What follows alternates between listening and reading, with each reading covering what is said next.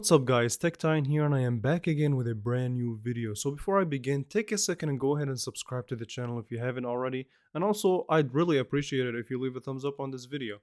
With that being said, today I'm going to be reviewing the camera on the Samsung Galaxy A54 5G. So this is going to be a really in-depth look at the camera. So stay tuned, we have a lot to talk about, a lot to analyze.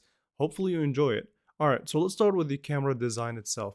So first thing that strikes me about the camera design is that it's very reminiscent to the Galaxy S23's camera's design language. And the camera does extend out quite a bit, so it will not sit flat on any surface. A case is highly recommended if you want to protect the camera lenses from scratching. Now let's switch the page and talk about the camera specs. So the main sensor of this device is a 50 megapixel sensor at f1.8 aperture, and it does support optical image stabilization. You also get a 12 megapixel ultra wide at f2.2 and a 5 megapixel macro sensor at f2.4. In addition, you also get a 32 megapixel front facing camera. Now, as far as video capability, this phone can record up to 4K video at 30 frames per second, 1080p at 60 frames or 30 frames per second, and slow-mo video or super slow-mo at 120 or 240 frames per second. But more on the video later on. So before we start analyzing image quality, I actually want to discuss the camera app a little bit because it has a lot of things going for it. It takes pictures really quick, which is thumbs up, but you get a lot of options. First being this kind of fun mode. Obviously, to me, it's a gimmick. It gives you like these Snapchat lenses, whatever. But that's not what I'm talking about. There you also get portrait mode that allows you to control the depth of your portrait pictures. That's a cool addition.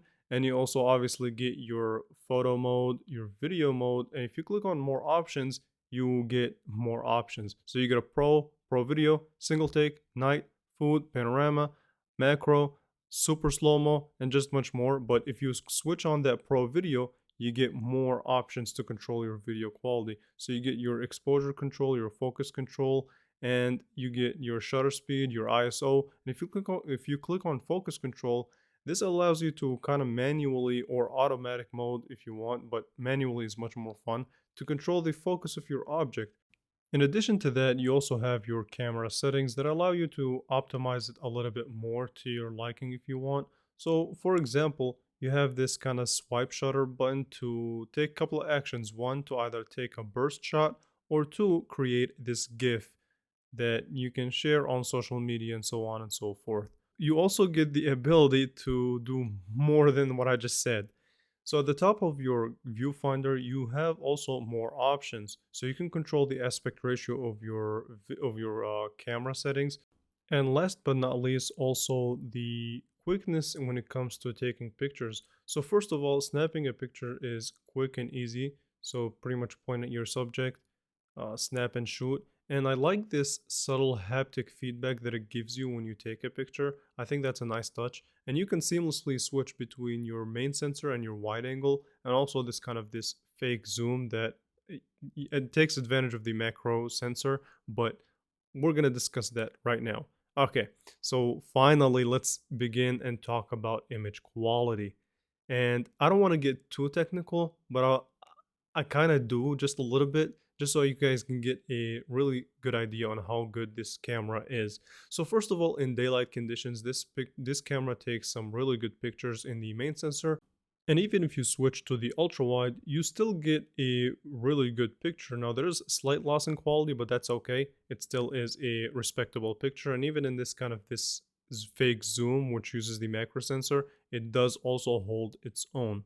And so in a typical Samsung fashion, when it comes to color accuracy, Samsung tends to go towards a vibrant and slightly oversaturated look, which gives the picture which makes the picture pop and gives it a nice look in my opinion.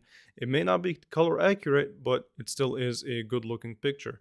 In some scenarios, I did find that this camera does tend to slightly overexpose. However, the autofocus on here is really good, and it does a really good job in providing you this bokeh effect that tries its best to make it as natural as possible. Again, when it comes to color accuracy, it may not be there, but overall though, when it comes to standard image quality, it's really good. Daylight conditions, you will be more than pleased with this camera. As far as the dynamic range goes, it's also really good. I did keep HDR basically in automatic mode all the time, so I let it decide when to use it or when not to use it, see how good it will do, and it did a good job. And when it comes to indoor photography in kind of more of artificial light, it did take a hit, but not significant, so it still produces really good pictures.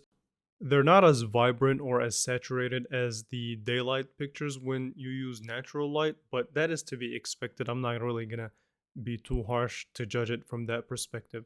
Now, when it comes to resolution itself, I have this to say about it. So the camera by standard is not set at 50 megapixels, so you do have to toggle a setting on so it doesn't quite take advantage of the 50 megapixels right out the box. So you can change that in the settings. I do recommend that if you're looking at resolution, if you want higher resolution images, but I think the standard mode is fine on this camera. I kept it as is. I didn't really need to change it to 50 megapixels. But quality overall was respectable. Obviously, when you switch to the wide angle, the image is going to take a hit. However, it gives you a more wider field of view.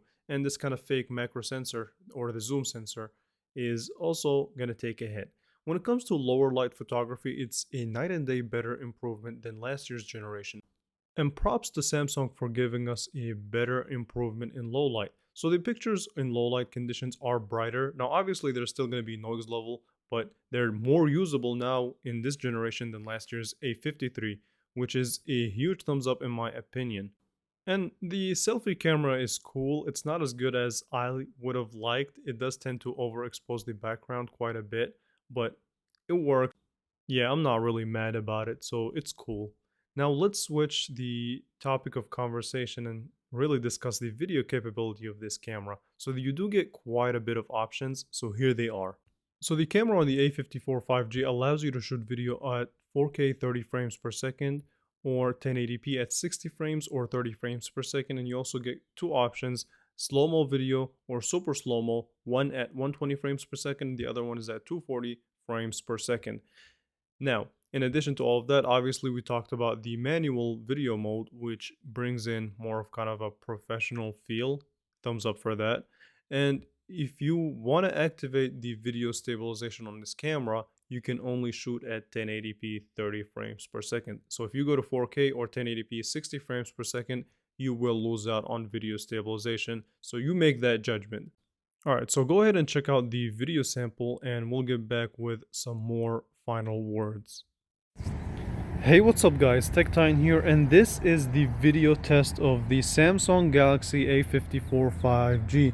Now if you switch up to 4K, then you will lose that video stabilization, but you get a higher resolution. So for stills, 4K will work best, but for moving subjects, or if you plan on grabbing the phone and moving with it and having motion, then 1080p would work just fine.